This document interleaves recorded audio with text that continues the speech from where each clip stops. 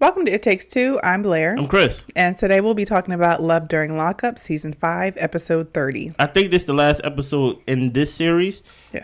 If y'all know in the comments when is the next part of the series, I think Love After, Love During, Love After. Mm-hmm. Whatever it is, let me know because I need to know what's going on with Ayonna.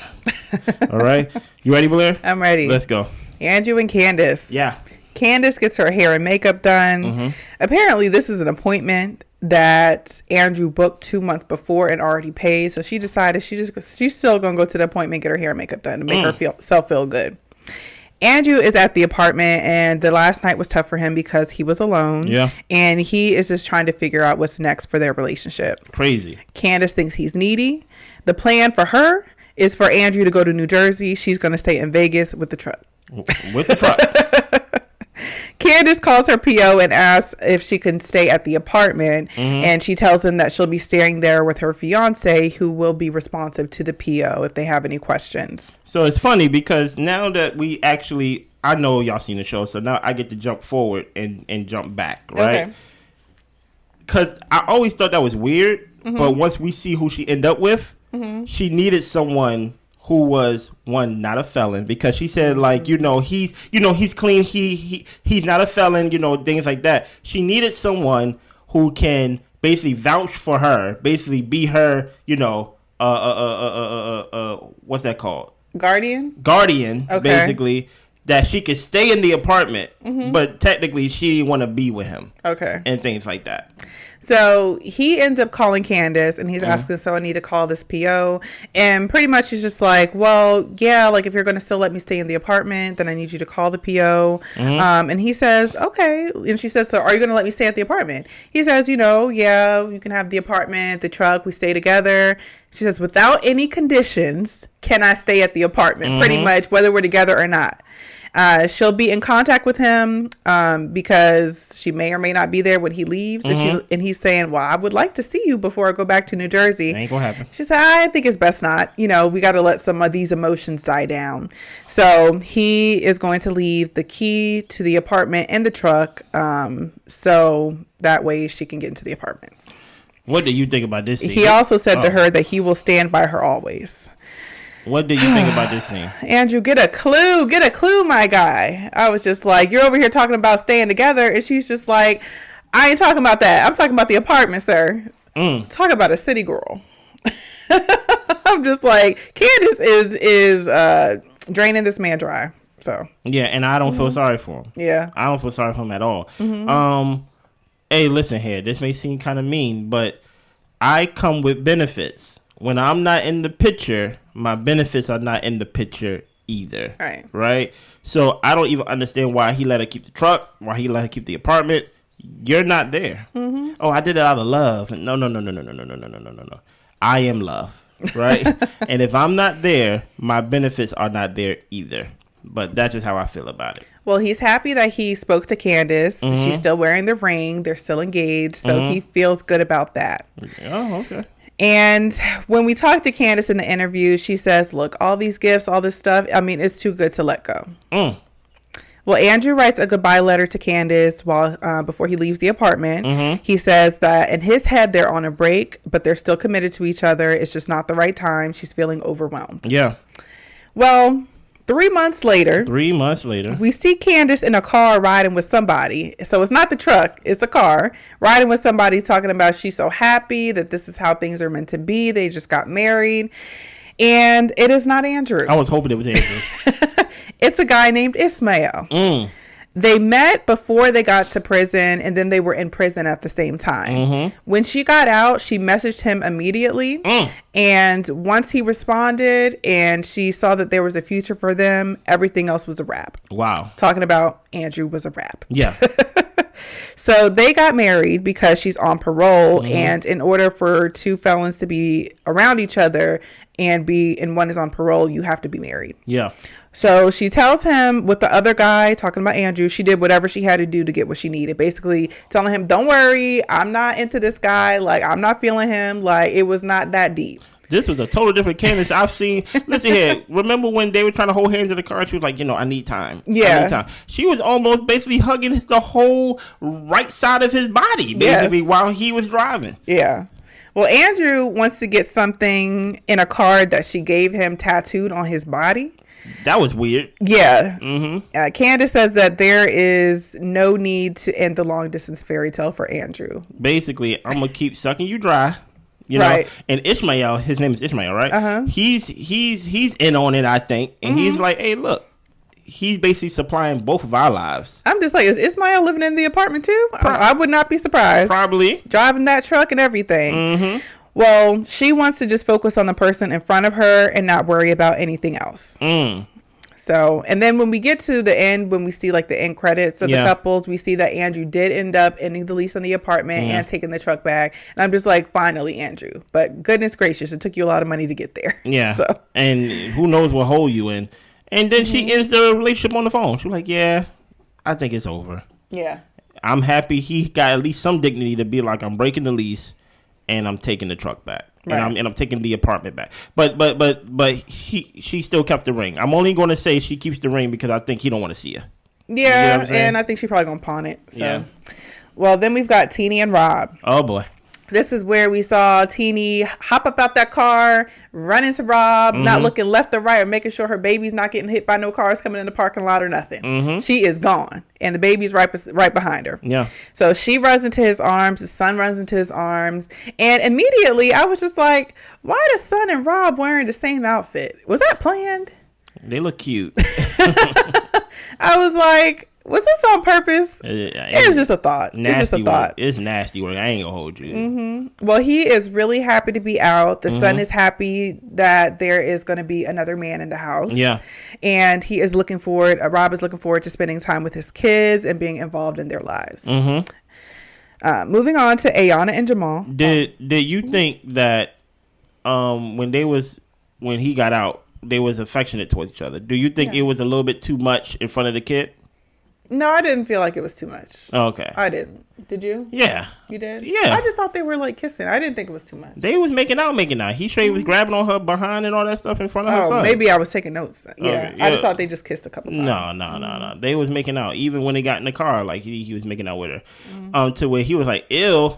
You know what I mean? Teenie, I don't see good things for you. You know, I think as long as he's in prison, he probably felt like this is the best he can do.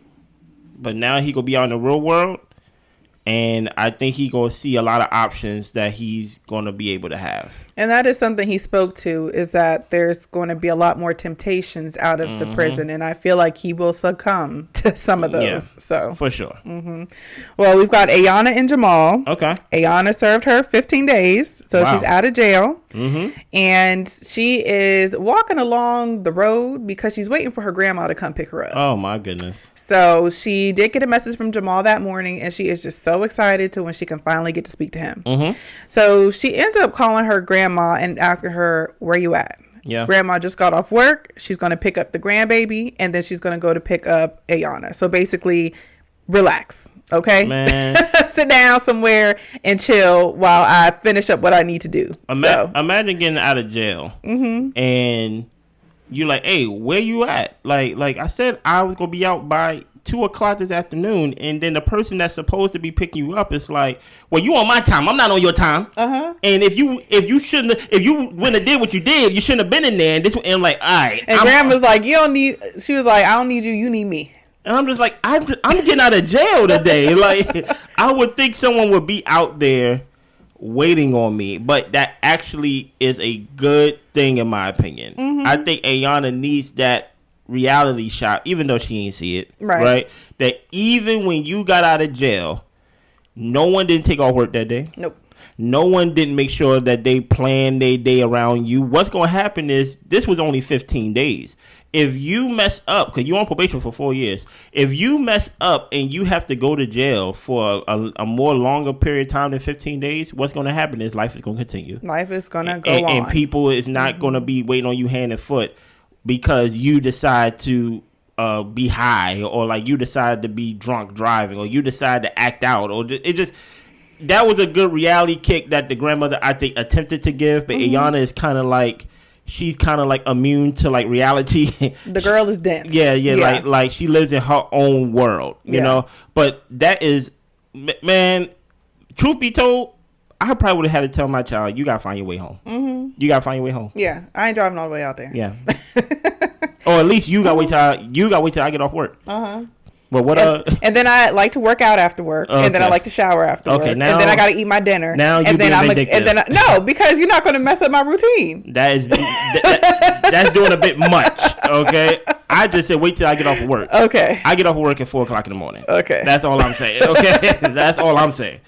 So she calls Uber, it seemed like, to pick her up. Mm-hmm. She's going to meet her grandmother at the probation office, and then they're going to leave from there. So she sees her little baby daughter and grandmother, and it's just a nice, just welcoming of them seeing each other again. It was nice. Yeah, and it was good to see. The baby looked really excited. Mm-hmm. Granny takes her out to eat, and Granny says, you get caught up again, you'll be in there for months. Hopefully you learned your lesson. Thank you, Grandma. Well, instead of sitting there enjoying her time with her grandmother and her daughter, she needs to go call Jamahl. I got to call Jamahl. She says when she gets home, she's trying to be husband and wife, and he says that he's going to be happy marrying her. But later on, Jamahl says if the timing is off, it's just not going to work. He doesn't want to get married just to prove anything to other people. And mind you, he said that to us. He did not say that to Ayonna. Right. He said that to us. What do you think about that? Just overall, the scene, I was just like, Ayonna don't get it. Like, Ayonna...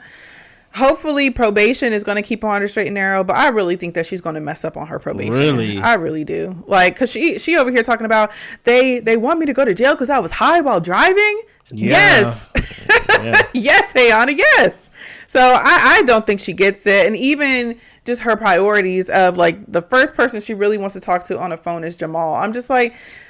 Oh yeah, she did end up talking to her son when she was riding in the car. So I was just thinking, like, did she even talk to her son? But yeah, she did. But yeah, her focus is just off to me. It's just so off. Yeah. Yeah. The thing about Ayonna, which is interesting, because she did say I got to get out these clothes. I got to change. As you said, her focus is not in reality, and I wonder what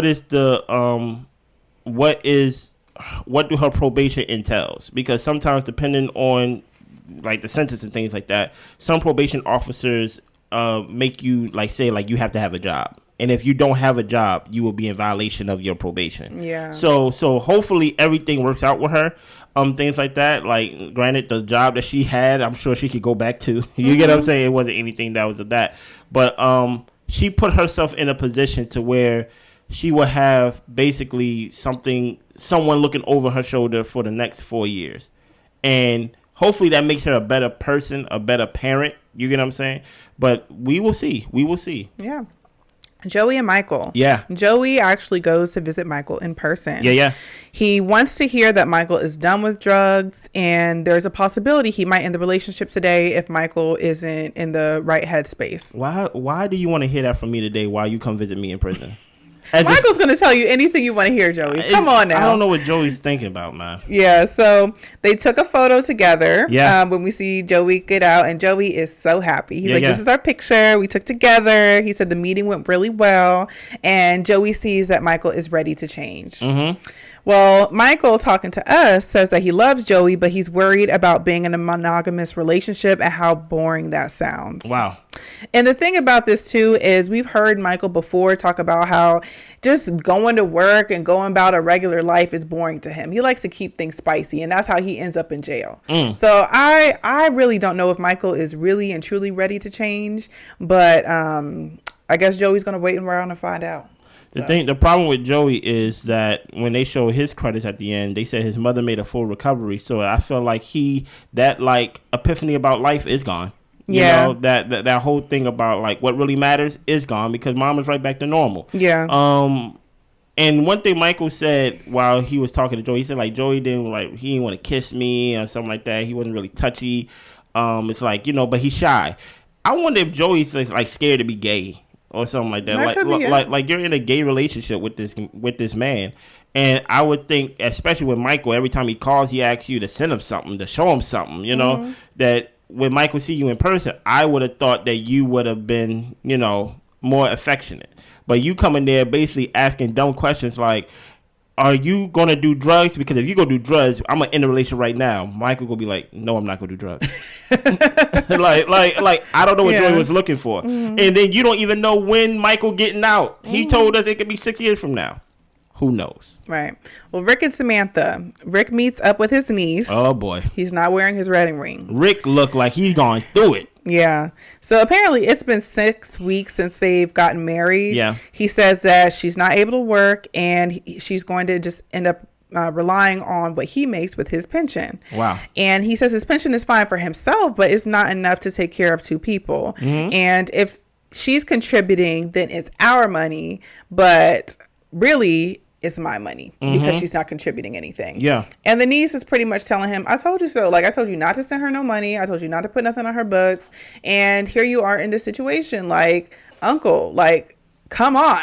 And mind you, this is not just a regular niece. This is the niece who is a correctional officer. Yes. Who is around these type of people who use people on the outside so they can have a comfortable stay on the inside. And then, like, basically there's no real relationship. Listen, I can't feel bad for Rick.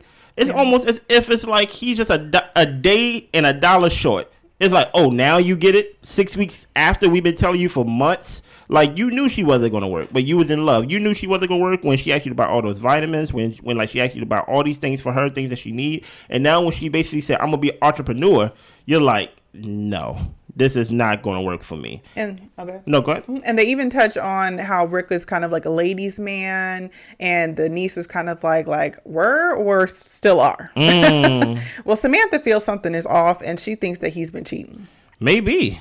Rick actually goes to meet with a lawyer secretly to learn about his options when it comes to a possible divorce. Yeah. So she is going to be released next month. He thinks the marriage was too much too soon, even though you're the one who proposed. I'm like, come on, Rick. You told you wanted this. You told your nieces what you was about to do. Yes. So what do you mean too soon? Like, for one, it can't be too soon because you was the one that drove. You drove to her. Yes. You get what I'm saying? You met up with your little Uber friend. Yeah. You get what I'm Ricardo. saying? That y'all went to the pawn shop. Y'all went over there to the vitamin shop and got all these things. You went to the courthouse. Got married on her lunch break. But you thought that you can change her mind about working.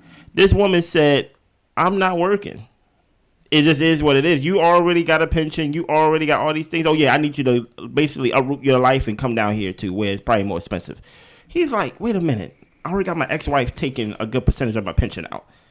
I ain't got the money if someone's not bringing money in. Yeah. And the niece even asked him, like, I think she asked it as a joke, but she asked it like as a concern as well. Like, are you gonna go back to work? Mm-hmm. Because it's like you can't afford to be married to this woman. Yeah. Yep. So he said that he is now seeing the red flags that he chose to ignore before. What? Especially financially. The lawyer says, well, honestly, she can't fight much from prison. Mm-hmm. So it's better to do it now to get the divorce than to wait any longer until she comes out. It sucks to be a prisoner, boy. So Samantha ends up FaceTiming him at the lawyer's office, and I thought she was going to ask him where he's at. Nope. But no, she asked him, do you have any plans on trying to work this out? Wow. He says he doesn't know yet. Samantha heard that Sandy was forcing herself onto him. She thinks he's been cheating and is finding a reason to sabotage this so that way he can be with Sandy. Yeah. She tells him when they end their call, you know what? Have a good time with Sandy. He hangs up and he says maybe he will. I think he been. Oh, you think so? I think he been. And once the lawyer comes back in, he says that he's leaning towards divorce. And then we find out later throughout the credits that he did end up filing for divorce. And she got more time. Mm-hmm. She did not get released from the time that she was. She had 6 more months was added to her sentence. So it's like, I guess it worked out for Rick and right. not really much for her. Shantae and True. So Shantae meets up with her friend. Yeah. And apparently her savings has gone from $50,000-$60,000 to less than $1,000 now. She is still trying to sell her house in Kansas. The job that she has took away her bonus and her pay has been demoted. Wow. She has been demoted. Mm-hmm. So the job that she has, they have a, what is it called? Basically like character and that type of thing, like clause or whatever. Mm-hmm. So to where there's a certain way that you need to be and act when it comes to being like kind of like a face of the company. Yeah. Or an employee of the company. So they find out that she was dating True, and that's what led her to being demoted because she's with a prisoner. Probably also the show as well. And you would think that, oh, this will be a wake-up call. Mm-hmm. That, oh, y'all taking my money? Because I wonder, how did it go? I wonder, did it go like they just took away her bonus and took away her promotion? Or did they give her like a choice to make? In the sense of, hey, break it off with this guy, or else we're going to take it. And I wonder if she said, I'm not going to break it off. Because if that's how it went, Shonta, you deserve everything you get. I hope that it didn't go that way, because I find it very strange that they would do that without giving you a choice. Mm-hmm. And I'm hoping you did not choose True. You get what I'm saying? His own mama don't choose him. His own sister don't choose him. So I'm hoping you're not the one that chose him. Yeah, well, she's going to try to find a new place to work. Yeah. But True is requiring a lot. He wants clothes, MP3 players, new shoes. Mm-hmm. And the friend thinks that he's selfish. She's like, when he comes out, this is a whole new world. There's going to be so many new things that he's going to want and going to be expecting for Shantae to pay for him. Yeah. Shantae doesn't know if she is going to tell True about her job situation, because she knows when the money runs out, so does the love. Whoa. So that kind of lets me know, like, you kind of know what you in. Yeah, then you kind of know that this is what he's here for. That you are tricking for him, basically. Pretty much. You basically just like, well, my love is attached to the materialistic things. Yeah. Is there anything you thought about this series overall as it concluded? It was a wild ride. I definitely enjoyed it. These people are interesting. Yeah. But it's also kind of sad how these prisoners can so easily manipulate them. And we just did a documentary about like cults and stuff like that. Mm-hmm. And it just kind of makes me think of how like vulnerable people really can be so susceptible to anything. Mm-hmm. And even to the point to where a prisoner who is relying on you for money and everything, and of course they're going to tell you what you want to hear, and you're just going to go along and continue giving to them until they run you dry. Mm-hmm. Like it's crazy. It's crazy to see. Yeah. What you see is just people forfeiting their power. Yeah. And the prisoner has no power over you. You are forfeiting it. Like, she is choosing to give away the money. Mm-hmm. People are choosing to do these things and put them and basically handicap their own lives for people who are behind bars. Right. So it's very strange and weird that they don't see the power that they have, or even the influence that they have. But I can't feel sorry for people who has the freedom to make these type of choices. Mm. But I do believe they said something about we will see Shantae in the next part of this. I'm hoping to see Teenie and Rob. I hope to see them. I know they said for their ending credits that he's just enjoying family life, and he's getting his CDL license or something like that, his like commercial license.